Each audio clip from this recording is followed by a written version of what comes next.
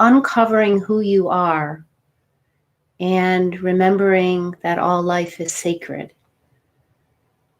So this is a really big topic, especially right now during our challenging times of the really good work of dismantling and honoring and listening to all of the voices around us. But essentially, before we can truly listen and understand what is happening around us, there's that very ancient teaching of know thyself. Know thyself. So in order to know ourselves, who we are truly, we have to uncover that of which we are not. And as you and I know, it's very easy, especially when there's so much unknown happening in the world. If you're not already very embodied and stable and anchored in your awakening in a way that it's not just a conceptual understanding or some kind of transcendent experience, but something that's embodied and rich and in the bones and in the blood and is living you. So much that we have really come out of a place of reactivity, where we're triggered and we react. Not to bypass our humanness, not at all. But when we're really embodied, it's possible to come to a openness of response, to listen, to know, first of all, who we are, and to feel and listen and allow everything to be here so that our response is authentic and it can contribute something meaningful from our essential goodness that actually mirrors that back to everyone we meet. So this is the very important time, important work of this time. I was listening just the other day to a very popular teacher, and I love this teacher, and I just listened to a little bit. And this was when the pandemic just started taking off and the shutdown was happening. There's a little bit of a lifting happening right now, and I'm not aware of all of the details. And I know that in different places in the world, it's being handled differently. But I listened to this one teacher, and what he said is, now all of you have so much time that you can run an experiment with presence. And I thought, well, this teacher is not a parent. It's not somebody living on the fringes. It's not somebody who's been, it has not been treated with privilege, and so on and so forth, because I'm a parent and I haven't had any additional extra time. And I'm sure there's many people who haven't, because when change happens, there's a transition time that is actually a part of being human, that we need to go through these transitions to regain our footing. And there isn't anything wrong with that. It doesn't mean that you're greater than or lesser than. There isn't any of that needs to happen, those kinds of interpretations that actually just creates more division within us and all around us. So how I want to begin is dismantling even what a kind of white male teacher might say, who is speaking from the lens of white privilege and also never having children. So when we listen to teachers like this, we're going to receive a different, the teaching might be the same essentially, but how we all are asked to encounter our lives, the resources that we need and the support that we need could be a little bit different. There's a bit more messiness, let's say, that goes on, when you're really in life.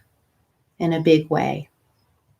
So let's just look at the opportunity that we have even in this moment, regardless of how busy your life is or how not busy it is.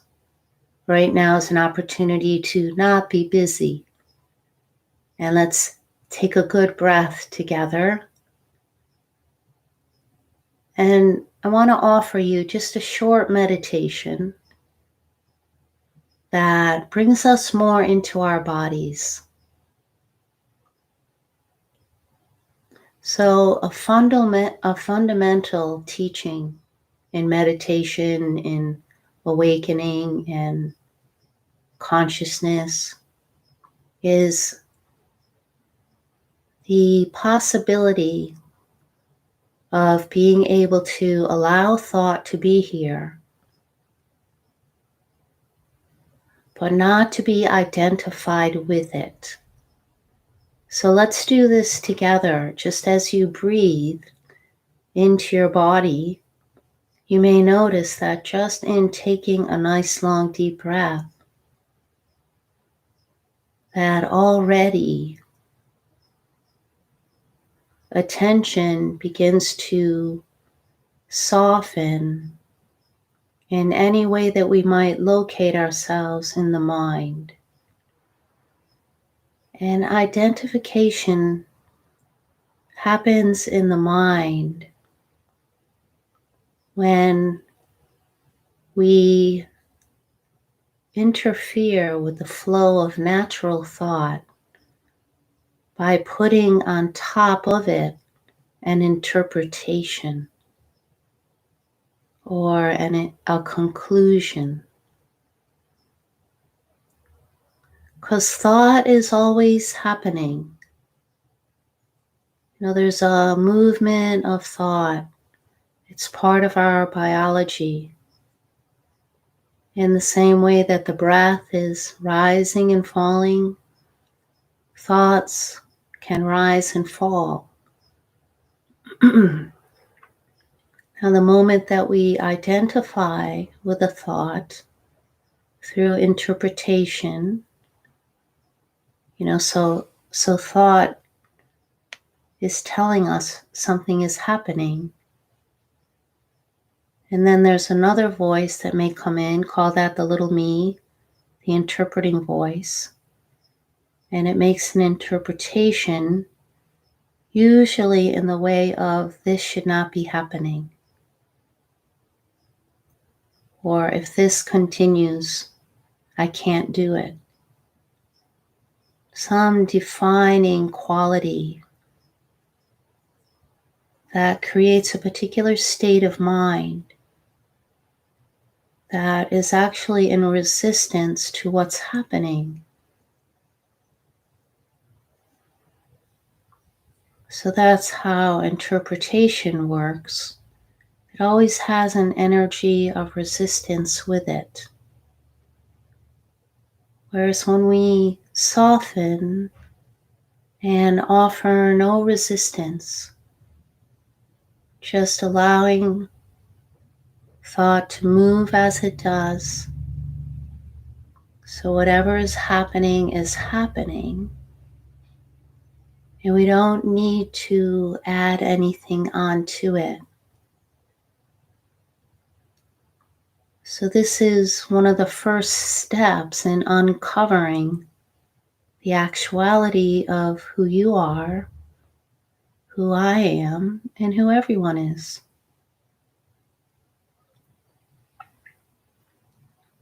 Now, if you feel yourself at any time, call it your attention, you're noticing that aspect of you that is aware of thought, awareness itself.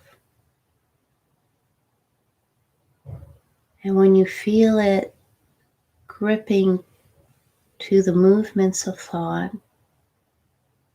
whatever they may be, and that forms a state of consciousness, whether that be thoughts that were very anxious and you end up in a state of anxiety or fear or doubt or worry or fear of the future.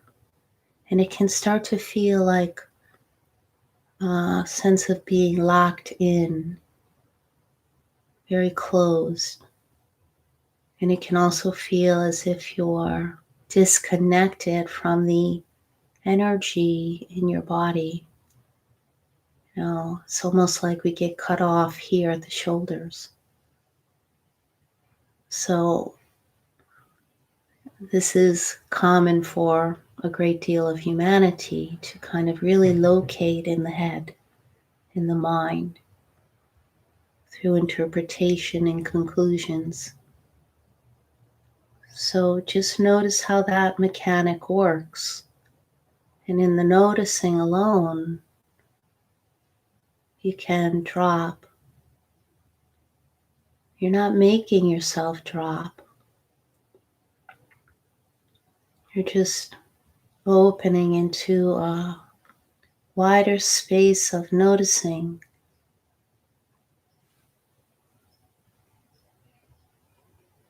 And you can feel yourself entering a wider field. Call it a spaciousness if you'd like. And you can start to feel the actual sensations and energies and feelings that might be happening in your body. So here we're not skipping over anything in the way of, say, like a spiritual bypass that might just effort toward a state of transcendence. You know, just to hang out here. Spacious, but not necessarily engaged in the energy fields in the body that allow us to come down and in.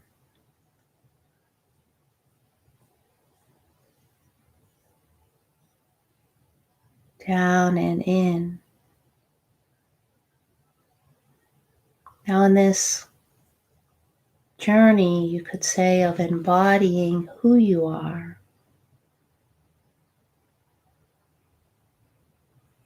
and shifting from the voice in the head, the interpretations and the conclusions, the states of identity that only are happening in the mind. When that shift happens, you awaken. I'm going to use the word awaken to a deeper source inside and all around you. So in the mind, there's a constriction, a shrinking back, a moving away from.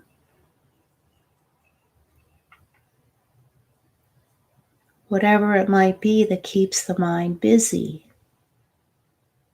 So the mind is the great distractor. It kind of pulls us away from what might actually be happening here in our experience. So nothing is resisted. Some people would call this acceptance, but I really like the word non-resistance. Because to me, acceptance implies that whatever is happening for us, our experience, that we're okay with it. Acceptance, truly, or non-resistance, doesn't offer a qualifier of right or wrong, good or bad. I like it, I don't like it. This should be happening, this shouldn't be happening. That's all mental activity. So true acceptance, non-resistance, is allowing your experience to be exactly as it is.